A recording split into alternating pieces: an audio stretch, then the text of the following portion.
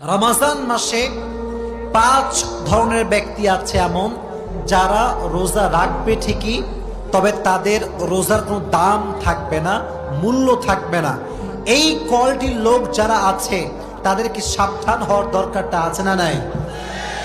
1 number, ওই ব্যক্তির রোজার দাম আল্লাহর কাছে 2 পয়সাও নাই যে ব্যক্তি রোজা রাখে জবানের হেফাজত করে না।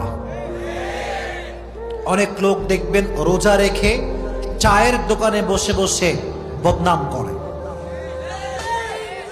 অমুকের ছেলে কি করেছে, অমুকের মেয়ে কি করেছে, চায়ের দোকানে বসে বসে গীবত শুরু করে দেয়। চাচা সাহেব, অমুকের মেয়ে খারাপ, অমুকের ছেলে খারাপ, আপনার কি খারাপ? কথা বলেন যুবক ভাইয়েরা। নিজেকে দেখেন, নিজে ভালো তো দেশ ভালো, নিজে ভালো তো গোটা বাংলাদেশ ভালো হয়ে যাবে, ঠিক না বলেন? জবানের হেফাজত করতে হবে, এটা বড় দামি একটা জিনিস। মনে রাখবেন যুবক ভাইয়েরা, জবানের ছোট্ট একটা কথার দ্বারা পুরো সমাজটা ভেঙে চুরে চূর্ণ বিচূর্ণ হয়ে যায়, আর জবানের ছোট্ট একটা কথার দ্বারা পুরো সমাজটা আবার জোড়া লেগে যায়। এটা হচ্ছে মুখের খেলা। মুখের কথা সবচাইতে বড় দামি কথা, আর যার মুখের কথা মিষ্টি সবাই তাকে কলিজার ভেতর থেকেই ভালোবাসতে শুরু করে দেয়, ঠিক না প্রিয় ভাইয়েরা? এজন্য 1 নাম্বার, জবানের হেফাজত করতে হবে। 2 নাম্বার, যদি আপনারা সবাই রমজান মাসে আল্লাহ তাআলার কাছে রোজাকে কবুল করাতে চান, কানকে হেফাজত করতে হবে।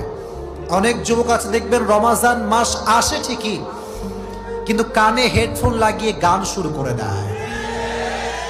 রাত 2টা 3টা পর্যন্ত হিন্দি গান, বাংলা গান শোনে। তুমি যেই গান দিয়ে হারাম কাজ করছো, যে কান দিয়ে হারাম গান শুনছো, মাথায় রেখো রোজা রেখে যে ব্যক্তি হারাম গান শোনে তার রোজার কোনো মূল্য আল্লাহর কাছে নয়। অনেক মেয়েরাও আজকাল গান শোনে, বেশি বেশি তারা হিন্দি গান শোনে। অনেক মেয়ের কম আছে না নাই? প্রচুর পরিমাণে মেয়েরা হিন্দি বাংলা গান শোনে, ইভেন পুরো বছরও শোনে, রমজান মাসেও ছাড় দিতে চায় না।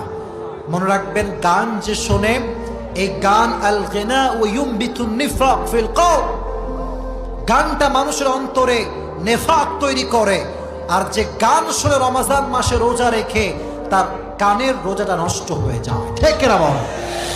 আল্লাহ রোজা অবস্থায় গান শোনার থেকে হেফাজত করু, সকলেই পড়া আমিন। যেমন গান শোনা যাবে না, exactly to the same way এই